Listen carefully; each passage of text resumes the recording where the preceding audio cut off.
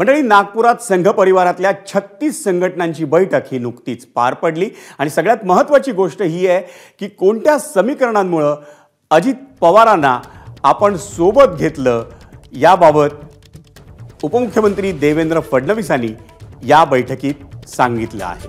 अजित पवारांमुळे कसा फायदा झाला नाही हे देखील फडणवीसांनी सांगितलं।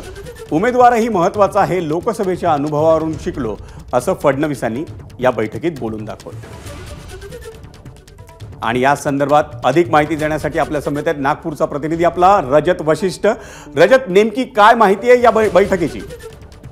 विजय, संघ परिवाराची समन्वय बैठक दर 3 महिन्यांनी पार पडत असते आणि त्याच मालिकेत आज ही बैठक पार पडली।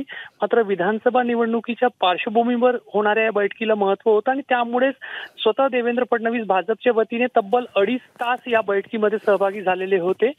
या बैठकीमध्ये संघाचे जे सहकार्यवाह आहे ते उच्च पदस्थ अधिकारी जे म्हणून ते या बैठकीमध्ये सहभागी होते आणि या बैठकीमध्ये जी काही माहिती मिळते त्याप्रमाणे देवेंद्र फडणवीसांनी भाजपच्या वतीने वर्तमान राजकीय परिस्थिती काय आहे त्याचा वास्तव जो आहे तो सर्व संघ परिवारातील 36 संघटनांसमोर मांडलेला आहे। आणि 2019 मध्ये ज्या परिस्थितीमध्ये शिवसेना आणि भाजप वेगळे झाले होते त्याच्यानंतर भाजपच्या मतांची जी टक्केवारी होती ती कमी होती। भाजप एकटी निवडणुकांमध्ये विजय प्राप्त करू शकत नव्हती आणि म्हणून आधी एकनाथ शिंदेना आणि त्याच्यानंतर ही मतांची टक्केवारी विनिंग कॉम्बिनेशन एवढी होत नव्हती, म्हणून अजितदादांना सोबत घ्यावा लागला असा मुद्दा जो आहे तो फडणवीसांनी या बैठकीत मांडल्याची माहिती आहे।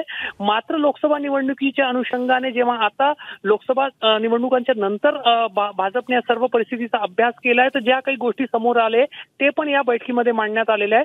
त्याप्रमाणे असं दिसून येत आहे की एकनाथ शिंदे आणि भाजप या दोघांमध्ये मतांचा एकमेकांना हस्तांतरण जो आहे तो चांगल्या रीतीने होत आहे, 90% होत आहे।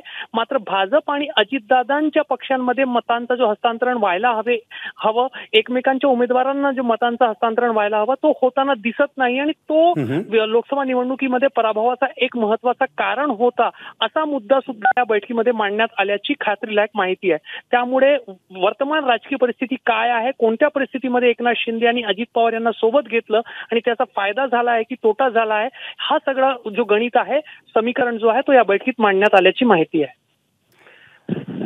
धन्यवाद रजत, अतिशय महत्त्वाची ही माहिती दिलीस तू।